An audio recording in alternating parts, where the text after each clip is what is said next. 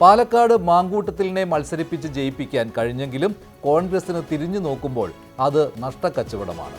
അധികാരം മോഹിയെന്ന് മുദ്രകുത്തി പോയാൽ പോകട്ടെ എന്ന് വിധി എഴുതിയ ഡോക്ടർ സരിനെ പോലെയുള്ളവരാണ് ശരിയെന്ന് തെളിഞ്ഞിരിക്കുന്നു. മാങ്കൂട്ടത്തിനെതിരെ ആരോപണം വന്നപ്പോൾ തന്നെ 3 തരത്തിൽ നടപടിയെടുത്തു എന്ന മേനി നടിക്കൽ എല്ലാം പൊളിഞ്ഞടുങ്ങുന്നതാണ് പിന്നീട് കണ്ടത്.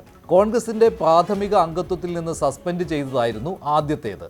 പക്ഷേ അതിനുശേഷവും കോൺഗ്രസുകാരനായി തന്നെ മാങ്കൂട്ടത്തിൽ പൊതുസമൂഹത്തിന് മുന്നിൽ ഉണ്ടായിരുന്നു.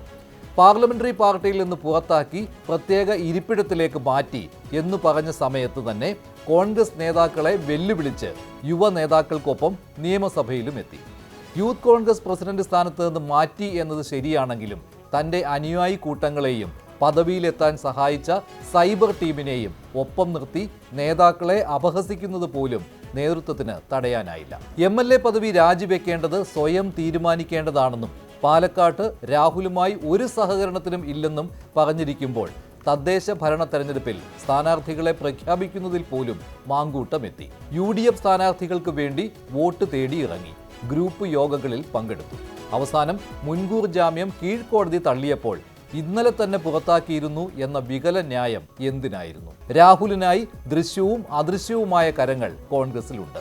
ഷാഫി രാഹുൽ ടീം കുറഞ്ഞ സമയം കൊണ്ട് പാർട്ടിയിൽ നേടിയെടുത്തത് വൻ സ്വാധീനമാണ്. യൂത്ത് കോൺഗ്രസ് പ്രസിഡന്റ് പദവിയിലും പാലക്കാട് MLA സീറ്റിലും പിൻഗാമിയെ വാഴിക്കാൻ ഷാഫിക്ക് കഴിഞ്ഞത് അതിനാലാണ്. ഉമ്മൻചാണ്ടി നിർദ്ദേശിച്ച JS അഖിലിനെ തഴഞ്ഞാണ് രാഹുൽ മാങ്കൂട്ടത്തിലിനെ യൂത്ത് കോൺഗ്രസ് പ്രസിഡന്റ് സ്ഥാനത്തേക്ക് A ഗ്രൂപ്പ് കണ്ടെത്തിയത്.